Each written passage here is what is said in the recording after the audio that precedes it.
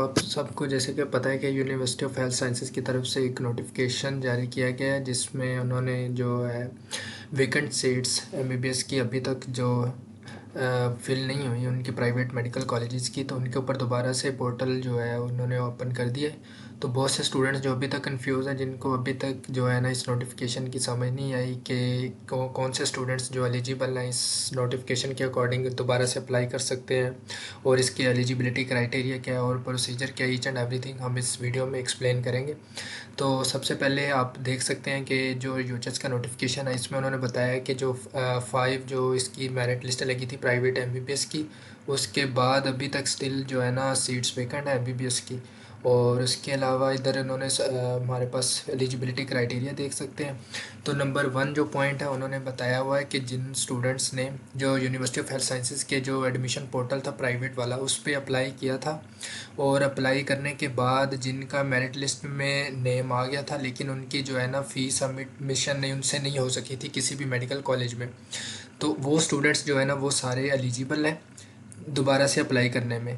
तो ये पहले पॉइंट का हमारे पास समरी ये हुई कि जो स्टूडेंट्स जिनकी किसी वजह से किसी रीज़न की वजह से कोई उनकी फ़ीस सबमिशन नहीं हुई थी किसी मेडिकल कॉलेज में, इवन उनका नेम आ गया था लेकिन वो फ़ीस सबमिट नहीं करवा सके थे, तो वो अब दोबारा से अप्लाई कर सकते हैं। तो हमारे पास नंबर 1 पॉइंट ये है तो एलिजिबिलिटी क्राइटेरिया का।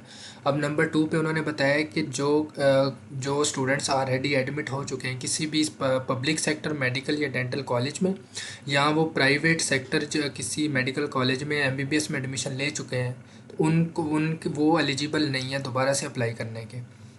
अच्छा ओके, उसके बाद हमारे पास है तीसरा पॉइंट ये है कि जो एडमिट हैं already private sector dental colleges में, वो स्टूडेंट्स जिनका बीडीएस में प्राइवेट में एडमिशन हो चुका है shall be eligible to apply for admissions, means कि वो अब दोबारा अप्लाई कर सकते हैं बीडीएस वाले, क्योंकि अभी एमबीबीएस की सीट्स वेकेंट है। तो जो स्टूडेंट्स जिनका मेरिट सिर्फ डेंटल कॉलेज में अभी तक बना है तो वो दोबारा से अप्लाई करके उनके लिए ये एक गोल्डन अपॉर्चुनिटी है कि वो दोबारा अब अप्लाई करके एमबीबीएस में एडमिशन उनके चांसेस हैं काफ़ी हद तक।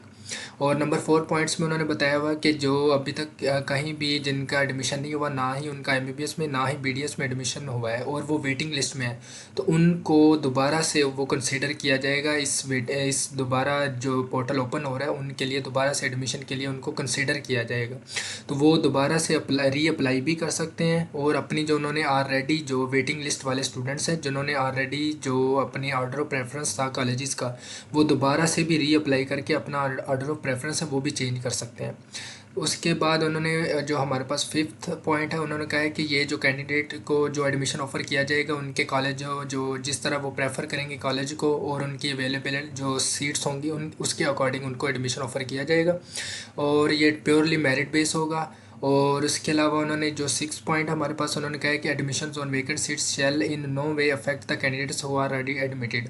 उन्होंने 6 पॉइंट में ये बताया कि जो स्टूडेंट्स ऑलरेडी एडमिट हैं किसी भी मेडिकल कॉलेज में उनके ऊपर इस चीज़ का कोई भी अफेक्ट नहीं पड़ेगा। तो ये हमारे पास था इसका यूएचएस के नोटिफिकेशन का एलिजिबिलिटी क्राइटेरिया कि कौन से स्टूडेंट्स अप्लाई कर सकते हैं और कौन से स्टूडेंट्स नहीं कर सकते।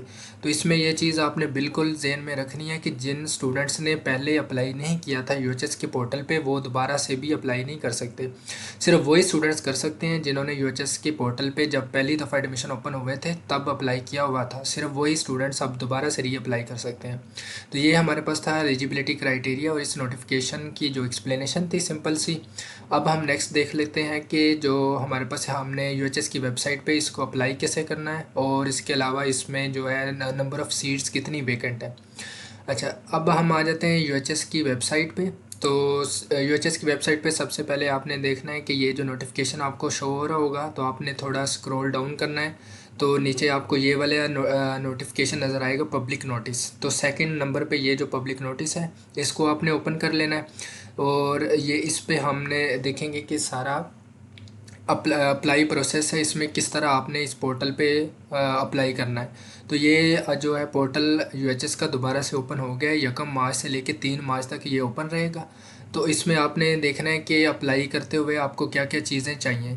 तो सबसे पहले नंबर ए पे हम देख लेते हैं, तो एप्लीकेशन आईडी हमें ज़रूरत है। जो एप्लीकेशन आईडी से स्टूडेंट की वो आईडी है जो ऑलरेडी आपने अप्लाई जब किया था यूएचएस की वेबसाइट पे, तब आपको जो एक आईडी अलॉट हुई थी वो वाली आईडी आपने दोबारा से इधर यूज़ करनी है।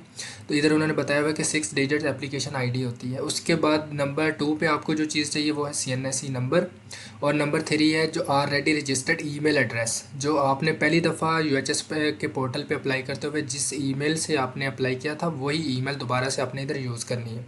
तो ये देख लें, अपने जो फिल करना है फॉर्म, एप्लीकेशन आईडी, कैंडिडेट आपने अपना नेम, फादर नेम, अपना सीएनआईसी और सीएनआईसी को कंफर्म करना है, फिर अपना आपने सेल नंबर देना है, ईमेल एड्रेस वही जो आपने पहली दफ़ा यूएचएस के पोर्टल पे अप्लाई करते हुए लिखा था, फिर उसको कंफर्म करना है। और इसके अलावा नेक्स्ट फिर हमारे पास आ जाता है दोबारा से जो प्रेफरेंस है कॉलेजेस की।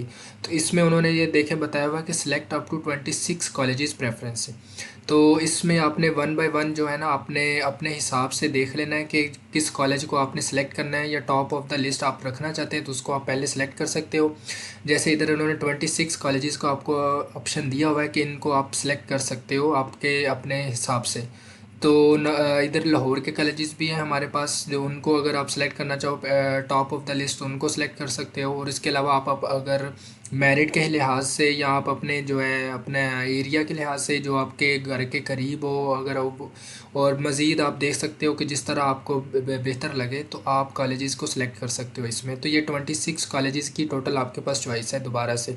और जिन स्टूडेंट्स ने ऑलरेडी अप्लाई कर दिया था वो भी स्टूडेंट्स दोबारा से इन अपने कॉलेजेस की प्रेफरेंस को इधर आके वो दोबारा से सिलेक्ट कर सकते हैं और इसको चेंज कर सकते हैं। तो सबसे लास्ट स्टेप होगा कि आपने इधर जो है आपने इसको सेलेक्ट कर लेना है कि आप I do hereby submit my consent, इसको सेलेक्ट करने के बाद आपने सबमिट कर देना है। तो ये था सिंपल सा प्रोसेस है इसका अप्लाई करने का यूएचएस की वेबसाइट पे, कि किस तरह पोर्टल पे आपने किन स्टूडेंट्स ने अप्लाई करना है और क्या क्या चीज़ें आपको रिक्वायर है। अब हम देख लेते हैं कि अभी तक नंबर ऑफ़ सीट्स कितनी वेकेंट है और किस किस कॉलेज में सीट्स वेकेंट है। तो हमारे पास आपने क्या करना है, यही यूएचएस की वेबसाइट पे उन्होंने शो किया गया है कि कितनी सीट्स वेकेंट है। तो आप इसमें देख सकते हैं नंबर 1 अबुआ मेडिकल कॉलेज जो फैसलाबाद है उसमें 13 सीट्स वेकेंट है। अख्तर सईद लाहौर में 2 सीट्स वेकेंट है। ये हमारे पास है vacant seats private sector medical colleges की after 5th and final selection list MBBS की, मतलब 5वीं लिस्ट लगने के बाद भी एमबीबीएस की जो सीट्स वेकेंट है उनकी डिटेल्स यूएचएस ने अपने वेबसाइट पर शेयर कर दी है। तो इसमें आप देख सकते हो कि अख्तर से रावलपिंडी में 1 है, अल अलीम में कोई सीट वेकेंट नहीं है, और उसके बाद आमना इनायत में 2 सीटें हैं, एवी सीना लाहौर में 4 सीटें हैं वेकेंट है, बख्तावर अमीन में भी 6 सीटें वेकेंट हैं। उसके अलावा एफएमएच में 1 सीट वेकेंट है, इस्लाम सियालकोट में 3, न्याजी मेडिकल कॉलेज सरगोदा में 2 हैं। उसके अलावा राय मेडिकल कॉलेज सरगोदा में 9 सीटें वेकेंट है, शालामार लाहौर में 1 सीट वेकेंट है, सियालकोट मेडिकल कॉलेज में भी आप देख सकते हो। उसके अलावा यूसीएमडी लाहौर में भी 3 सीटें वेकेंट है। तो टोटल आपके पास बनती है अभी तक 110 सीट्स जो 5वीं मेरिट लिस्ट लगने के बाद भी वेकेंट है।